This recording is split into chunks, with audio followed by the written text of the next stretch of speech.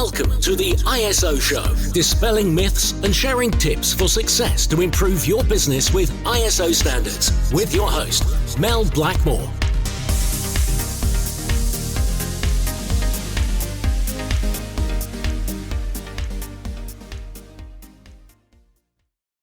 Hello and welcome to the ISO Show.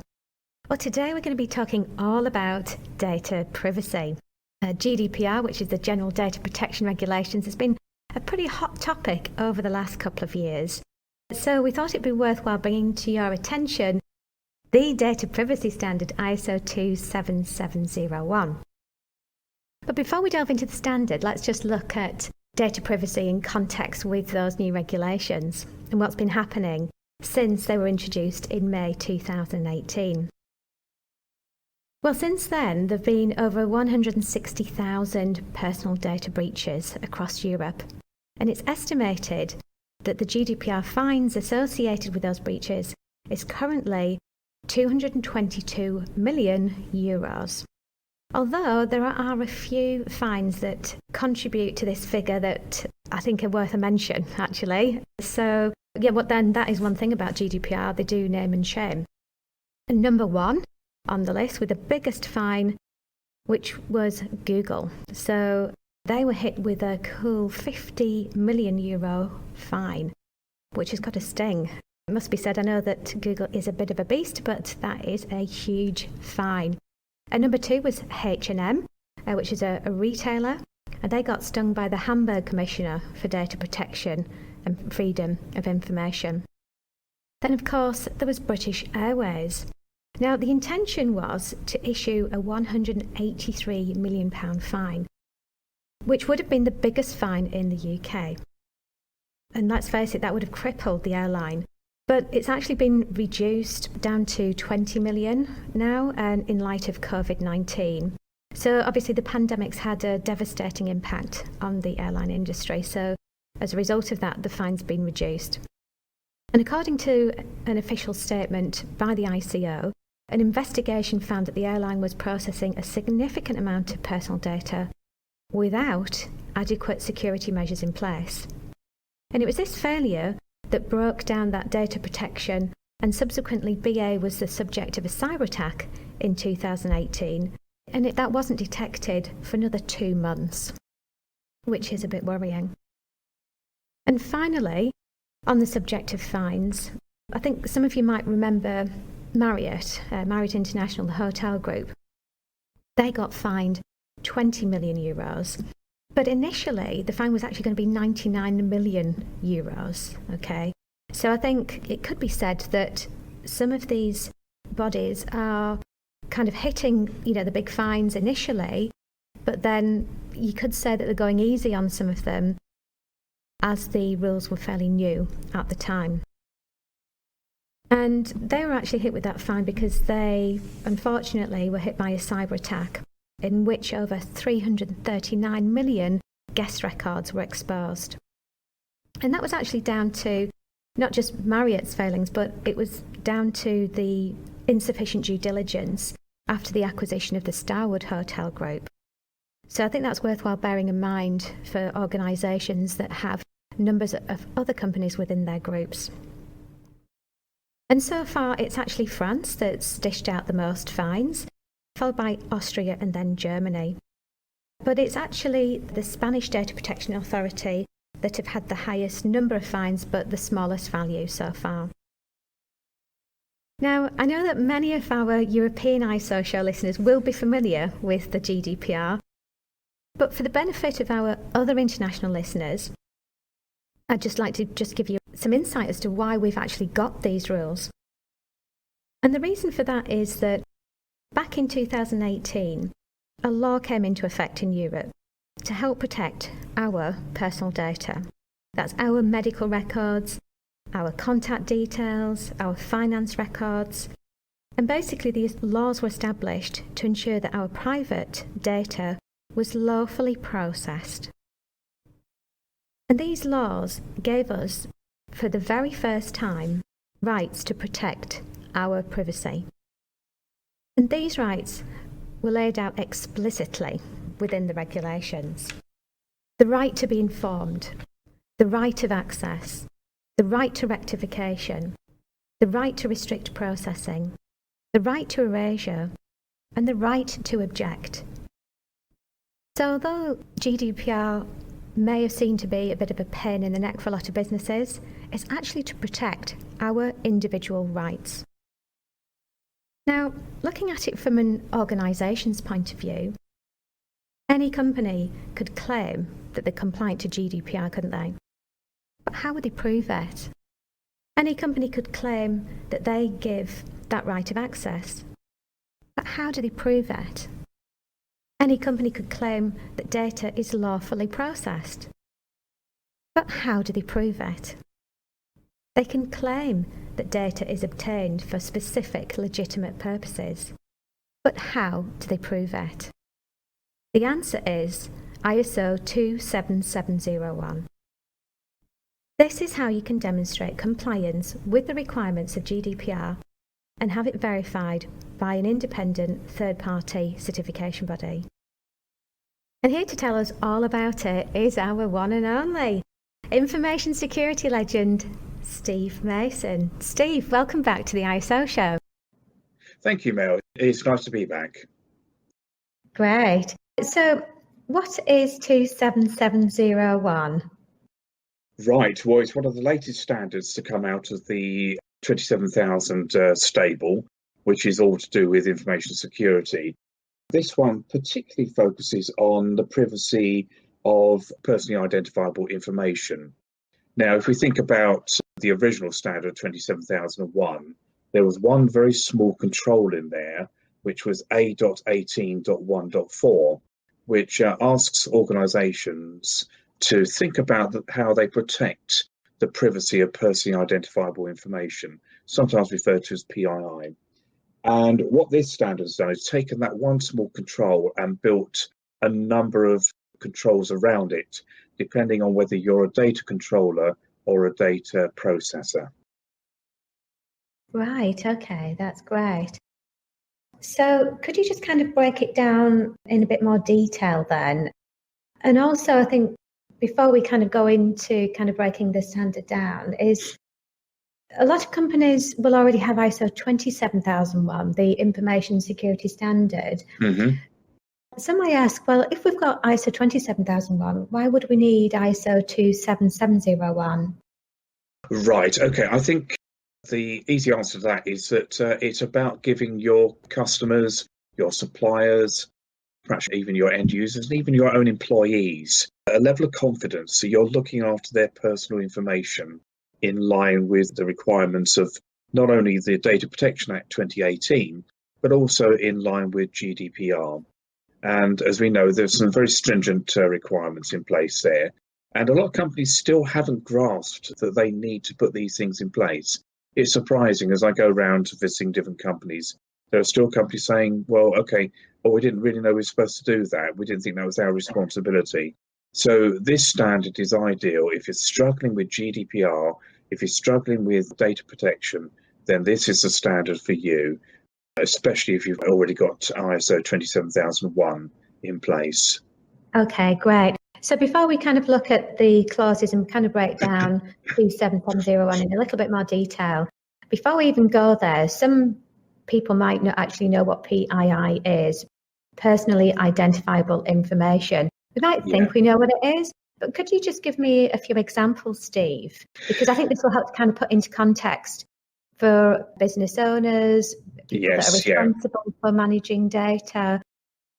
I think a broad example of PII in terms of different departments. So what PII might we see in HR, for example, compared to another department? Okay, that's fine. Yes.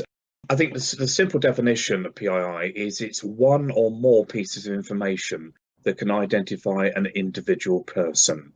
So a name on its own may not identify an individual person unless that name is rather unusual.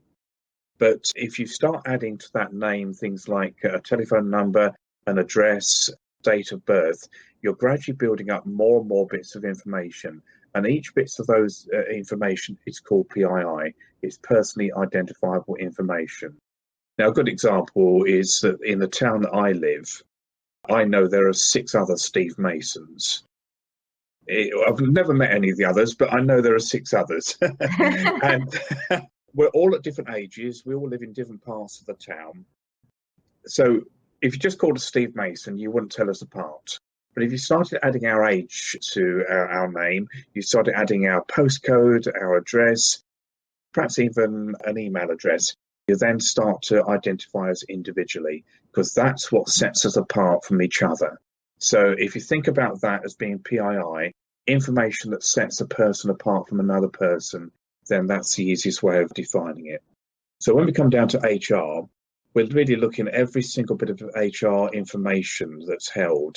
So it's not only the person's name, it's where they live, it's their bank account details, it might be their health records, it might be sometimes training records are important sort of thing. It doesn't mean you can't share this information. It just means you have to manage it effectively and make sure that it's only shared with people that need to know and not people that want to know. I think that's the important thing. People tend to think GDPR or data protection, PII, we've got to stop people seeing the information. That is not what it's about.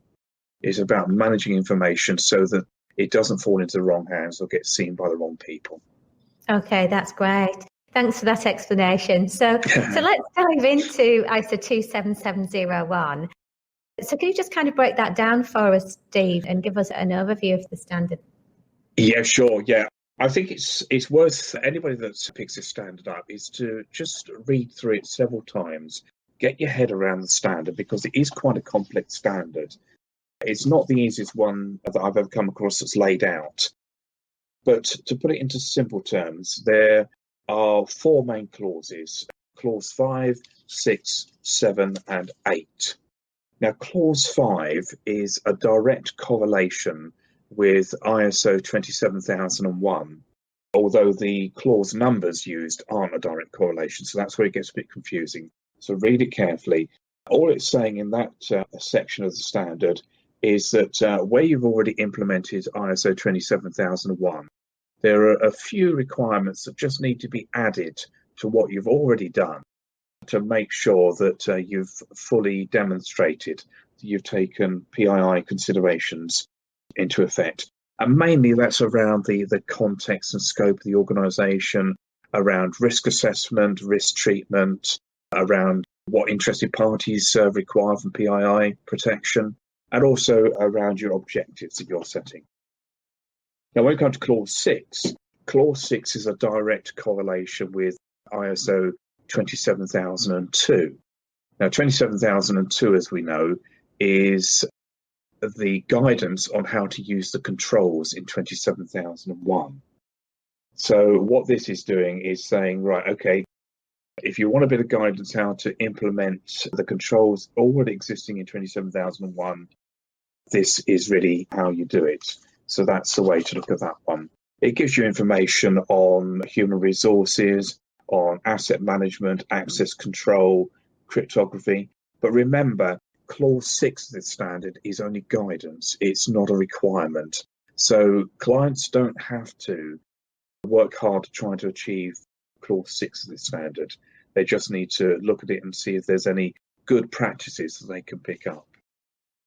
Now, when we come to clauses 7 and 8, they are relevant to the control sets that are in this standard.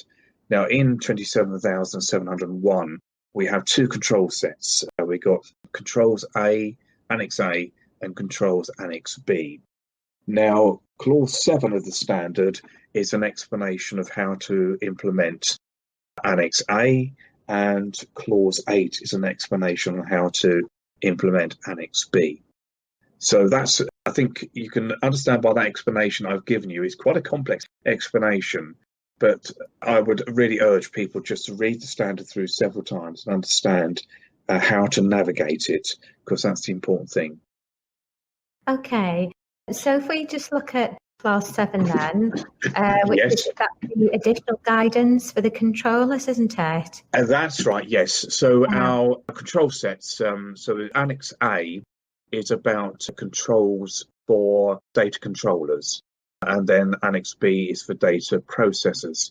Now, you might ask the question, well, what's the difference between a controller and a processor?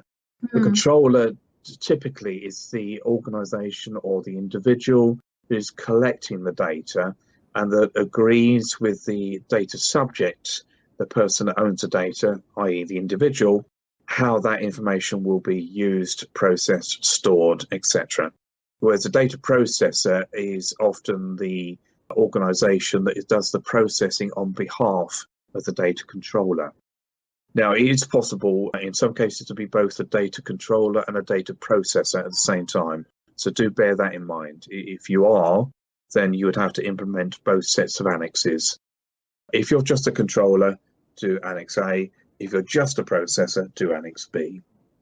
Mm-hmm. Okay. So typically in an organisation, most of us, I guess, are processors in Yes. many respects. So does the standard cover things like, the sharing, transfer, disclosure of that data that we're processing? Yes, it does. If you go to the standard, there are 4 sections in the standard in those control areas that ask you to think about how you're managing the data. I'm just trying to think what those data areas are. Yes, it's the conditions of collecting and processing information, the obligations to what they call the PII principle, the PII principle being the individual who owns the data. Then there's privacy by design and privacy by default. And then finally, there's PII sharing, transfer, and disclosure. So those are the 4 main categories, and they appear in both Annex A and Annex B. And if you look at those requirements, they actually follow very, very closely to the requirements of GDPR and the Data Protection Act. Yeah, so where we've got specific requirements within GDPR for processing data lawfully, obtaining and recording consent, things like records related to the processing of that PII. You could say that ISO 27701 almost gives you like a checklist of best practice on how to address all of those requirements. It does, very much so. And if you read the controls very, very carefully, it gives you an idea of the sort of things you should be, producing procedures and policies around. I mean, typically, when I've been putting this standard into place with clients, I've produced a personal information operational manual, which helps to sort of put the whole thing into context. And this is where you identify sort of risk treatment, training and awareness that's needed, whether the information's being treated fairly and lawfully, and whether it's adequate, relevant, and in line with the data control sort of principles, that sort of thing. So all those things are here in the controls. So it's about understanding how to implement those in the best way for your organisation. Yeah, and then that then provides that blueprint, doesn't it, for the organisation, so they are really clear on the do's and don'ts in relation to managing personal information, everything from retention of data through to disposal, any limitations. Yes, yeah, very much so, yeah.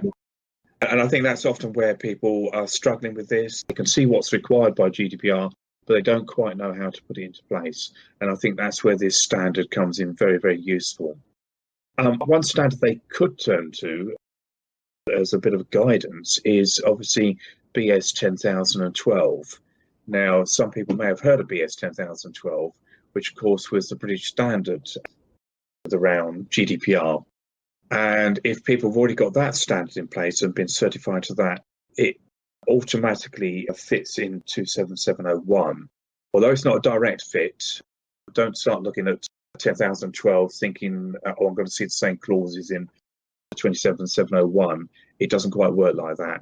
But you can actually fit all the work you've done for 10012 easily fits into 27701. So if you're stuck with 27701, always refer back to 10012 for a bit more guidance. So I know when BS 10012 came out a couple of years ago, we implemented that for a number of companies. What do you think the future of that standard is, though, Steve, now that ISO 27701 is on the scene? Well, that's a very interesting thing. I think if we look at the standards, typically BS standards tend to have perhaps a limited audience. And we know that that standard is definitely in line with GDPR requirements and definitely in line with the Data Protection Act. So that's where the BS 10012 standard sits. But if you take the ISO 27001 standard, there's been some work done on this to ensure that it actually fits with the privacy laws of a number of different countries around the world. We've got Australia, Canada, Brazil, Hong Kong, Singapore, South Korea, Turkey, and above all, the United States and the Californian privacy laws, which are very, very strict. So the fact that the 27701 can fit in with a number of different countries gives it a much bigger audience. So I think we'll see BS 10012 slowly disappearing from the scene and 27701 taking off as the new standard. Okay, that's interesting. Thanks, Steve. Yeah, because I think that there are so many countries involved with data privacy now in terms of those technical committees. I think it's only going to be a matter of time, isn't it, that those other countries are going to adopt this standard as the go-to standard for data privacy. Very much, yeah. I think, we're still in the midst of a pandemic at the moment, and I think it's made people think more about the data that when they're working from home and how they access data, how they process data. So I think it is making people look at this more seriously, I think. I know the initial peak of interest when GDPR was first launched, and that was probably because of the fear factor of the fines. Yes. And they've started the show now, aren't they? Exactly, yes, they are, yeah. But yeah, that's interesting. So if a company wanted to adopt this standard, and so yes, they could buy a copy of the standard and they could take the principles of it and they could implement that within their business. Yes. What if they wanted to get certified, Steve? What advice would you give there? Right, if they want to get certified, they must have 27001 in place, first of all, because this standard is literally an addendum to 27001. But that doesn't stop people just picking the standard up and implementing the controls. The only problem with that, though, is that you won't have a management system built around those controls for you to be able to monitor, measure, analyze and evaluate the effectiveness of that set of controls. So that's why it's important to have a management system. So go ahead, implement your 27001 standard, and then look at 27701. You can actually do them in tandem if you want, because there's no extra work. You're not actually being asked to produce a second management system for 27701. You're literally being asked to merge the requirements of 27701 into the existing standards that you would have in place. So start with 27001 and then go on to 27701. Okay, that's great. Thanks for that advice, Steve. And then just finally, I know that this is a relatively new standard, but you have actually worked with some companies on understanding, what the potential impact of implementing this standard could be through carrying out gap analysis and providing advice and guidance and support for them. Mm-hmm. So I know that we've got fairly limited experience at this stage with this particular standard, although you've got a lot of knowledge around personal information and GDPR and BS 10012.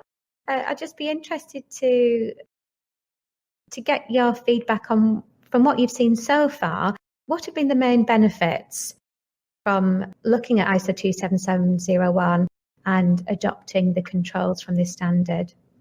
Right. Okay. Well, I think the main benefits is opening people's eyes to how far-reaching the protection of personally identifiable information goes. I think this pandemic has actually opened our eyes to a lot of areas of weakness around security. I wonder how many of us were working in our back gardens in the summer and having our Teams meetings in the back garden, allowing all our neighbours to hear conversations we were having. So that's one thing. We have virtual meeting rooms that we're into, and we sometimes have conversations in those virtual meeting rooms, perhaps a one-to-one conversation with other people present in the virtual meeting room, and they shouldn't really be hearing the conversation we're having. So we need to think very, very carefully And I think that's where this standard's been quite helpful, because a lot of the people I've been talking to that wanted to implement this have actually been going down saying, oh, yeah, well, we do that, but we don't do it as well as we ought to do it. And we need to go back and rethink it. One of the biggest areas, actually, that people don't do very well, and they're often admitting to it, is the retention of information. I have recently come across an example where we uncovered a folder of CVs going back about 11 years. So the retention of CVs wasn't really being followed there, because we know that data is well out of date, and that holds a lot of personally identifiable information. So it's important we understand that if we've got a retention policy in place, we follow it correctly. The other benefit that's come out of this, I think, is that the clarity from the standard of what's required in implementing GDPR requirements. It's been a struggle. People have sort of veered away from GDPR if they can, because it's one of those things, if I put it over there, it might go away. But no, it's not going to go away. Data Protection Act is not going to go away. So you've got to tackle it head on. And if you've got 27001 in place, you might as well go for this standard to make sure your GDPR is covered. Because if anything hits the fan, you've got to be able to demonstrate to the ICO that you've taken good, reasonable steps to protect the information that you're looking after. If you can't do that, then it looks quite bad on you as an organisation, and can have reputational as well as financial implications to you as an organisation. Mm-hmm. Okay, that's great. Well, thanks very much for that, Steve, and sharing that information with us. That's okay. And yeah, I look forward to catching up with you again, actually, Steve, because I think the next podcast that we're going to be doing is on the cloud security standard. Yes. ISO 27017. So I look forward to catching up with you again then. Okay, good. I'll look forward to seeing you then.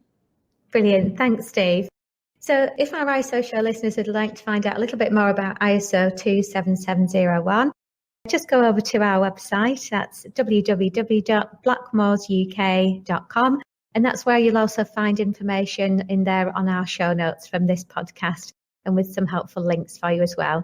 So thanks very much for listening, and I look forward to catching up with you on the next ISO show.